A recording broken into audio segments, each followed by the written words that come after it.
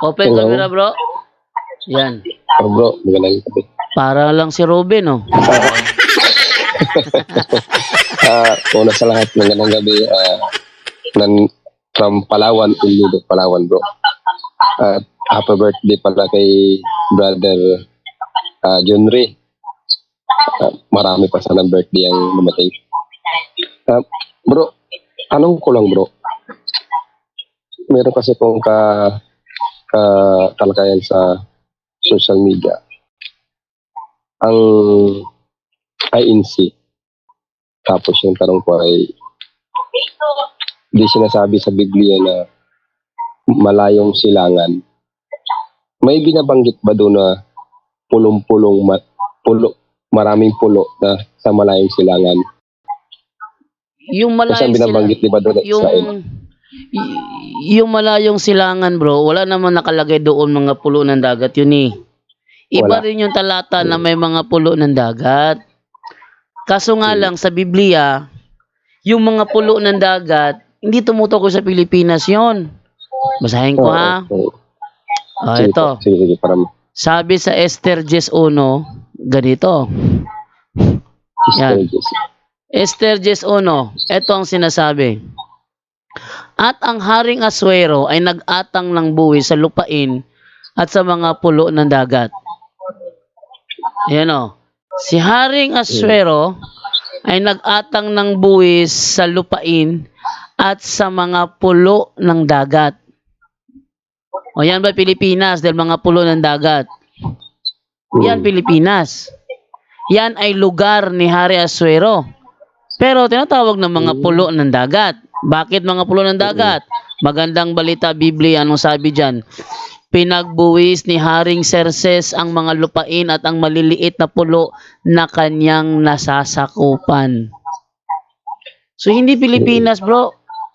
Walang tinutukoy sa Biblia na Pilipinas. Yang malayong silangan sa Biblia, yan ay tumutukoy sa Israel. Israel. Oo. Yan tumutukoy sa Jerusalem. Nasaan ba ang Jerusalem? Hindi ba nasa silanganan? Middle East. Nasa east? Oo, silanganan. Oh. Kasi sabi na, from the far east. Oh, ngayon, kung doon ka papatong doon sa ano, doon ka papatong sa writer. From the far east. Ano yung far east sa kanya? Tanungin mo, 39:3 na Isaias. Oh, ating yatra sa Isaias 39:3. Ano sabi rito? Iba rin yun. Ayan. Nang dumating, kita ba, nang dumating si Isaias, tinanong niya si Haring Hezekias, saan ba nanggaling ang mga taong ito? Anong sinabi nila sa iyo? Sumagot ang hari, sa malayong lugar nila nanggaling, buhat pa sila sa Babylonia. Kung babasahin yan sa ang dating Biblia, ito nakalagay. Oh. Nang magagayo dumating si Isaias na propeta sa Haring Hezekias at nagsabi sa kanya, anong sinabi ng mga lalaking ito? At saan nanggaling na nagsiparito sila sa iyo? At sinabi ni Hezekias, sila ay nagsiparito sa akin mula sa malayong lupain, sa Babylonia. Oh. Walang sino mang Bible scholar. Ulitin ko ha.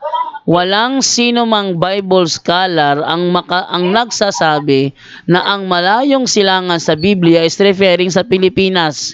Wala. Pilipinas. Wala ring Bible scholar ang nagsabi ng mga pulo ng dagat sa Biblia ay referring sa Pilipinas. But sad to say, inaaway-away ni Eli Soriano ang INC dito, pero kinopya niya yung aral tungkol dyan sa mga pulo ng dagat at sa malayong silangan. Okay, magandang araw. Ito po isa sa mga mga issue ng mga ang dating daan na kinopya din sa mga ministro ni Manalo. Actually, may nakatalakayan ako isang member ng ng MCGI. Napapakunwaring Katoliko daw siya na nagsusuri, pero yung kanya paninindigan MCGI na. Nagkipagtalakayan sa akin through chat. Nang tawagan ko siya, ayaw sagutin kasi ang reason niya, yung kanyang mga kasamahan sa bahay, natutulog na daw. So, nag-continue na lang yung aming chat, pero sabi ko sa kanya kinabukasan na, bukas, tatawagan kita, i-live natin yung talakayan, yan ang pag-usapan natin. Hindi sinasagot dahil keyboard warrior lang pala siya, nawala na ko ng gana kasi tatawagan ko maraming beses, ayaw sumagot. Kaya binlock ko na lang kasi annoying yung ganun, no? Ayaw ko yung yung hanggang chat ka lang. Ayaw ko yung hanggang chat ka lang. Gusto ko pag kayo magipagtalakayan sa akin, talagang banatan at i-live natin. Huwag kayo matakot i-live. Kung talagang sincere kayo, naniniwala kayo na kayo yung tama at kami nasa mali, makipagtalakayan kayo sa akin sa live. Huwag nyo itago hanggang chat lang, patago lang ng mga chats. Hindi ako kontinisalo sa mga ganun. Ang nangyari ganito. Ito yung yung aking ka-chat sa napapanggap na nagsusuri daw siya. Pero may paninindigan na at paninindigan ng MCGI. Ginamit niyang Isaias 24:15. Kaya't luwalatiin ninyo ang Panginoon sa silanganan, sa makatuwid bagay ang pangalan ng Panginoon ng Diyos ng Israel sa mga pulo ng dagat. Ang reply ko naman sa kanya, alam ko na kasi kung ba't yung ginagamit ng mga pulo ng dagat eh. Kasi ito'y i-refer niya sa sinasabi ni Eliseo Soriano. Kung saan ang mga pulo daw ng dagat, yun daw yung Pilipinas. Actually, meron tayong record niyan. Yung pagliligtas ng Diyos, mag-uumpisa sa silanganan. Saan sa silanganan? No? 24:15 ni Isaias, kapatid na Daniel. Yun. Ginamit niya saan sa silanganan. 24:15 ng aklat ni Isaias. Anong paliwanag niya doon? Kaya't luwalhatiin ninyo ang Panginoon sa silanganan, sa makatwid bagay ang pangalan ng Panginoon, ng Diyos ng Israel. Tignan mo? Silanganan, ano daw yan? Sa mga pulo ng dagat. Ayun. May narinig tayo ito, binanggit niya dito sa mga pulo ng dagat. Yun, sa silanganan, hindi sa kontinente, hindi sa China, no? Hindi mag-uumpisa sa Australia, hindi. Mag-uumpisa sa mga pulo ng dagat. Ayan, may binanggit siya, hindi sa China, hindi sa ibang parte ng silanganan, kundi sa mga pulo ng dagat. Napakaliwanag namang hula nito, mga kababayan Pilipino. Napakaliwanag na hula daw mga kabayan Pilipino. Na ano? Mag-uumpisa ang pagliligtas ng Diyos sa mga huling araw. Mag-uumpisa siya sa silanganan. Oy, mali. Ang pagliligtas ng Diyos hindi magsisimula sa huling araw. Kasi nasa Sakay Society pa lang hinuhulaan na naililigtas sila, ibabalik sila. Saan sa silanganan? Sa mga pulo ng dagat. Saan daw sa silanganan? Sa mga pulo daw ng dagat. Pilipinas na Pilipinas yan. Anong Pilipinas? Anong Pilipinas? Pilipinas ba yan? Hindi Pilipinas yan. Si Esther 10:1, si Haring Xerxes ay nag-atang ng buwis sa mga pulo ng dagat. Sa magandang balita Biblia, ang Haring Xerxes nag-atang ng buwis sa mga baybayin na kanyang nasasakupan. Kailan nangyari na naghari si Haring Xerxes sa Pilipinas? Tingnan nyo. So, yan yung aming talakayan ngayon nitong si Rudy Kabudoy. Ito ngayon ang nangyari. Tingnan mo ginamit niya yan. So, sabi ko dito, Isaias 24:15, sa Jerusalem yan, hindi sa Pilipinas. Nangopya na kayo ng aral sa INC ni Manalo. Makabasa lang kayo ng mga pulo ng dagat. Akala nyo na sa Pilipinas yan. Sabi niya, talaga bro? Silanganan ba ang Jerusalem na may mga pulo ng dagat? Yung mga pulo ng dagat, ano yun? Sa Persia yun, yung mga pulo ng dagat kung saan nasasakupan siya ni Haring Xerxes. Pero yung silanganan, sa Jerusalem yun. Hindi Pilipinas. Wala namang sinasabi sa Isaias 24:15 ang silanganan na may mga pulo ng dagat. Balikan natin Kaya't luwalatin ninyo ang Panginoon sa silanganan, sa makatuwid bagay ang pangalan ng Panginoon ng Diyos ng Israel sa mga pulo ng dagat. Ano itong mga pulo ng dagat? Ito ay mga baybayin. baybayin. Ano sabi niya rito? Sabi ko, yes, silanganan ng Jerusalem, hindi mo alam. Sabi niya, ang galing mo, bro, believe ako sa'yo. Paano kung patunayan kung hindi yan Pilipinas ayon sa Biblia? So, yan ka na. Yan ka na naman, patunayan, pero hindi mo pa nga mapatunayan ang Roma. Napatunayan ko yung Roma. Mula Jerusalem papuntang Roma, napatunayan ko, ayaw lang niyang tanggapin. Tapos ito na, Esther 10:1, basahin mo at patunayan mo sa aking sa Pilipinas yan. Sinin ko sa kanya, at ang Haring Aswero ay nag-atang ng buwis sa lupain at sa mga pulo ng dagat. Yan, sa east yan, at may mga pulo ng dagat, patunayan mo nga sa akin na Pilipinas yan. Sabi niya, silanganan bro, na may pulo ng dagat, nakalagay na nga dyan sa silanganan ng mga pulo ng dagat. Yang sa Esther, wala namang sinabi na silanganan yan. Nasaan ba ang Persya? Wala na sinasabi sa Esther daw na ano daw. So ating tingnan nasaan ba ang Persya? Kasi yun ang sasakupan ni Haring Xerxes, yun ay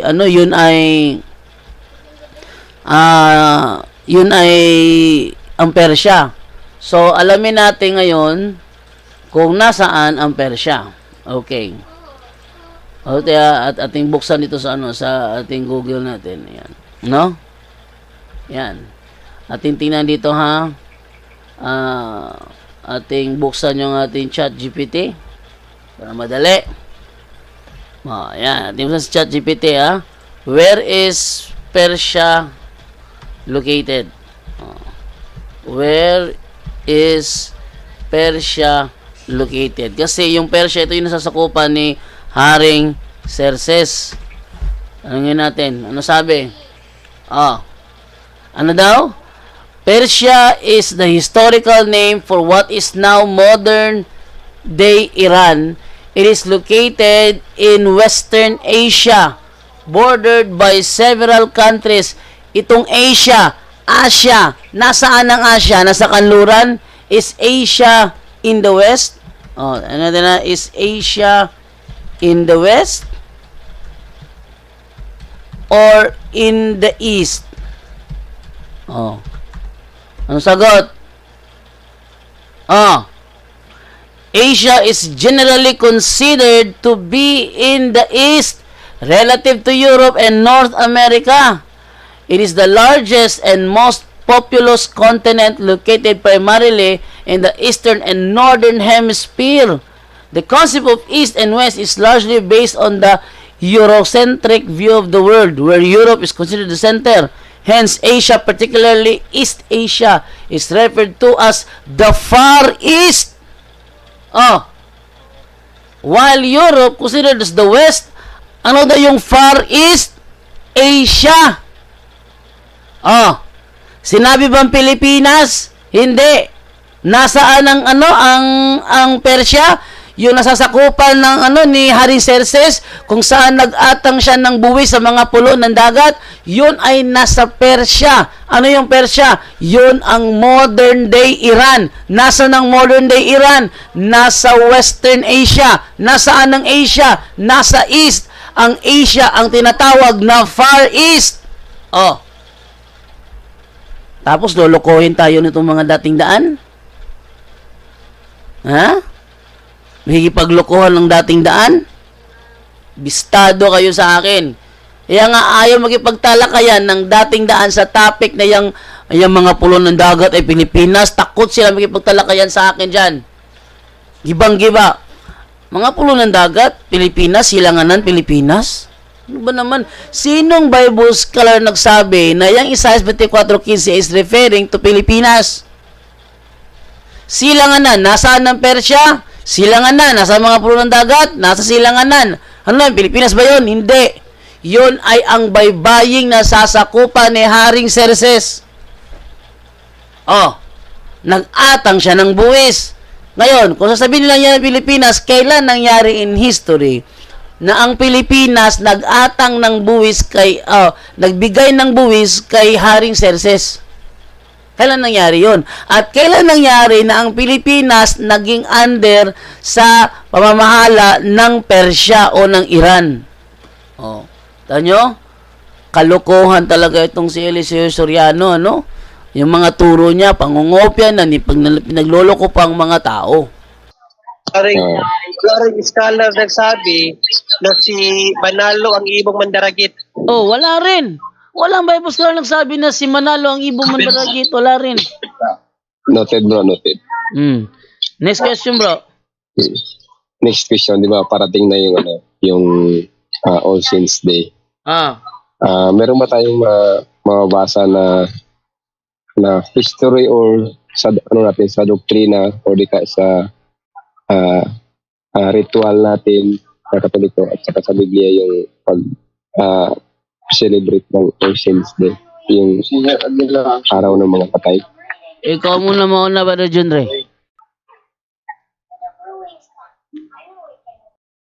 Yes. Hindi ako sure sa exact na libro, bro, no? Pero siyempre sa pag-aaral natin, sa pag-attend natin ng mga seminars, no? Through speakers, mayroon silang mga pinagkukuhanan na mga references nila na kung kailan ito idineklara ng simbahan, no? Traditionally. So meron yan, hindi naman nawala ng references sa simbahan. Bro? Traditional natin na Katoliko. Traditional ng alin ba pinakatanong mo, na panalangin sa mga patay or ano? Yung pag-celebrate natin ng ng Todos los Santos. araw ng patay. Yes, gradually develop yan, bro, ang sa talaga ng simbahan yan, gradually develop. Hindi rin ako sure sa mga references na hinahanap ko, no? Pero Sige po, ako na lang pero biblically, siniselebrate mo talaga yan. Pakibasa nga, bro, dyan yung Maccabees, bro, kung mayroon bang pagpapanalangin sa mga patay, no? Biblically, sa Old Testament muna, bro, dyan, bro. Ano yan? Sa? Maccabees. Pagpanalangin sa mga patay. Kung meron ba yan biblically? Okay, Sa so... Maccabees, okay, silipin natin yung aking reference tungkol dyan, ha? Sa panalangin sa mga patay. So, kukunin ko na Bible version, King James Version. Okay, ito ang sinasabi sa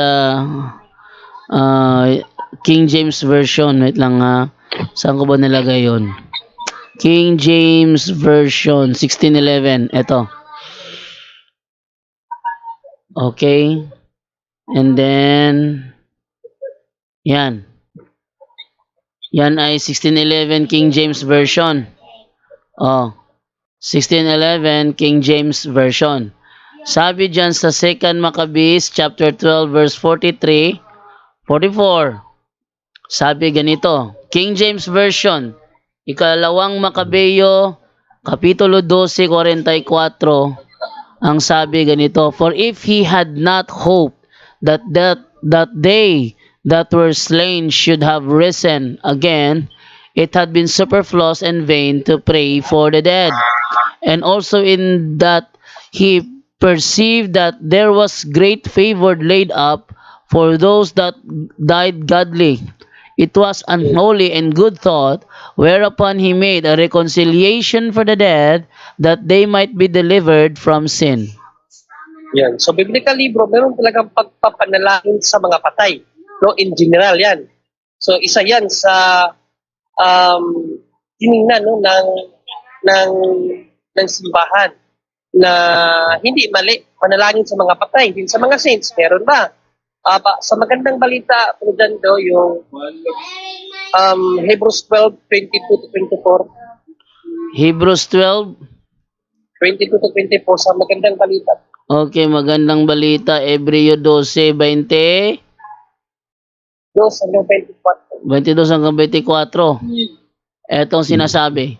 Sa halip, ang nilapitan ninyo ay ang bundok ng Sion at ang lungsod ng Diyos na buhay. Ang Jerusalem sa langit na kinaroroonan ng di mabilang na anghel. Ang dinaluhan ninyo ay masayang pagtitipon ng mga panganay na anak, na ang mga pangalan ay nakatala sa langit. Ang nilapitan ninyo ay ang Diyos na hukom ng lahat, at ang mga espiritu ng mga taong ginawang ganap. Diba? Sa ibang salin yan, lumapit kayo sa Diyos at sa mga tao, ang espiritu ng mga tao ginawang ganap. So pinapalapit tayo sa mga espiritu ng mga tao ginawang ganap, ibig sabihin mga banal na. Kaya yan ang All Saints Day, no? At ang All Souls Day naman yung binasa natin kaganina. Isa pang talata sa All Saints Day sa King James Version ng King James Version, King James Version ng King James Version. Sa King James Version ng Efeso 6:18. King James Version? Efeso 6:18. All Okay. Saints Day. Efeso 6:18, King James Version. Ito ang sinasabi. Yan. Praying always with all prayer and supplication in the Spirit, and watching thereunto with all perseverance and supplication for all saints. Plus supplication for all saints. Paghingi ng dagdag panalangin sa mga santo. Alangan naman ang mga santo ay mga buhay. So, may mga buhay na santo, yung babae, puro most of the time, yung santo talaga, pag sinabi nating saints na, nasa langit na yan. So, doon tayo humihingi ng supplication, ng panalangin. Dito nga sa lupa, pwede tayong humingi sa mga tao dito ng supplication, no? Panalangin, na ipanalangin tayo, how much more, yung mga taong nasa langit. So, isa yan sa mga biblical passages, bro, na pwede nating maipakita sa mga protestante kung nagtatanong sila regarding sa ating tradisyon, no? Na panalangin sa mga patay. Well, tayo kasi kahit pa walang talata niya sa Biblia, basta sinabi ng simbahan, sinusunod natin. Hindi lang dahil sa nabasa. No, secondary na lang yung nababasa. No? But traditionally, sa sinabi mo pala kanina, yung tanong mo na saan mababasa, bigay ko na lang sa iyo yung fundamentals of Catholic dogma. Kasi diyan kasi sa libro na yan, andyan na ang tradisyon, binigas din ang tradisyon kung paano nabuo yung mga doktrina ng simbahan. So, bumili ka niyan at makikita mo yan dyan. Ako hindi ko pa kasi nabasa yan kasi ng libro na yan, kakapal. So, hindi ko pa nabasa lahat yan. No? Dinadandaan ko kung ano lang yung gusto kong aralin, yun ang tinitignan ko. So, kung gusto mo makita yung about sa saints, no, yung traditionally, how the church developed that doctrine, tingnan mo sa fundamental of Catholic dogma, dahil sinasalaysay dyan yung gradual develop ng ating pananampalataya, bro. Bro Junri, dagdag natin, bro. Yes, sige, bro, Indian. Yes, so ayon dito sa Catholic Answers natin, no, actually dati yan, hindi pala November 1 yan. So dati we celebrated May 13, no? During the 609 AD, si Pope Boniface IV, no, Pope Boniface IV formally started what would later be known as All Saints Day, May 13, 609 AD, when he dedicated the Pantheon in Rome as a church in honor of the Virgin Mary and all martyrs. So, originally pala, May 13 yan, no? 600 AD, Pope Boniface IV. Pero ngayon, pinalitan na po yan noong November 1. Sino ba yon? Pope Gregory III naman, no? During his reign noong 731 to 41 AD. So, at least may idea tayo, no? Tandaan po natin, no? Matthew chapter 18:18, sabi rito, no, kung ano magpaintulot, sila yung mga ngalaga sa church. Church, magsasabi sila kapag gusto ng church, ng mga bishop, ng mga pope, okay, mag-celebrate tayo with the honor of the martyrs, pwede po yun. Pwede, sabi nga, paintulot nyo sa lupa, ipapaintulot sa langit. So, nakapaintulot sa langit po yung kapatid. Una, ang mga papa natin, si Pope Boniface, dati May 13, 609 AD, at napalitan na po yan ni Pope Gregory III during 731 AD naman, no? Kaya nagkaroon tayo ng November 1st in honor of all the saints, kapatid. Yun po ang church history na pwede natin may dadagdag. Anyone can claim the statement of the Bible because we can do a private interpretation. Kining ako mga kaigsunan nga gipabarog nga usa ka haligi nganong matuod ang simbahan tungod kay gitukod ni Kristo. Dili tungod sa pagkamabasa, dili tungod sa karakter, dili tungod sa ngan, usara ang haligi nga kung gipabarog nganong nahimong tinuod ang simbahan Katoliko, way laing rason tinukod sa atong Ginoong Hesus Kristo. Talakayan to, hindi bara-bara, katotohanan lang walang palusot. Para sa mesa ng usapan, di kami nag-aaway. Puro talakayan, hindi banggayan ng patay malisay. Aral hinahimay, parang beats na nire-replay. Truth ang target namin, hindi hype o display. Bawat teksto sinisilip, context yan di pwedeng ipinipilit. Doctrine na solid, hindi fake, hindi boses ng Diyos, di namin gustong i-credit. Doktrina flow, hasal ng pag-iisip. Salita ng Diyos, yan ang aming inisip. Uhaw sa turo, kaya kami nagdidip. Sa talakayan, truth ang pinanghahawakan. Keep it! Doktrina flow, hindi ito laro. Pag-unaway tumatagos hanggang buto. Sa bawat linya, puso ang sumisigaw. Katotohanan lang, walang bawal, walang bawas raw. May tanong, sige lapag mo, let's go. Di kami takot sa debate na may respeto. Espiritu ang guide, parang bigtas mood ang tempo. Pag may liwanag, lahat ng shadow nagme-melo. Hindi kami nagmamarunong, nag-aaral lang. Pag may gap sa mind, Diyos ang pumuno niyan. Ang Iglesia ng Diyos mula Espanya, papuntang Pilipinas. Dapat malinaw yan. Hindi kompetisyon, hindi kami nagra-rhyme para lang manalo. Puso ang puhunan, hindi para ang palo. Truth ang goal, yan ang tunay na trono. Doktrina flow, hasal ng pag-iisip. Salita ng Diyos, yan ang aming inisip. Uhaw sa turo, kaya kami nagdidip. Sa talakayan, truth ang pinanghahahakan. Keep it, doktrina flow, hanggang dulo go. Liwanag ang bit-bit, hindi ego. Sa doktrinal na usapang totoo. The pillar and foundation of the Kami ang truth bida. is the church, and the Catholic Church is the church founded by Jesus Christ. Then, asay inyong pilion.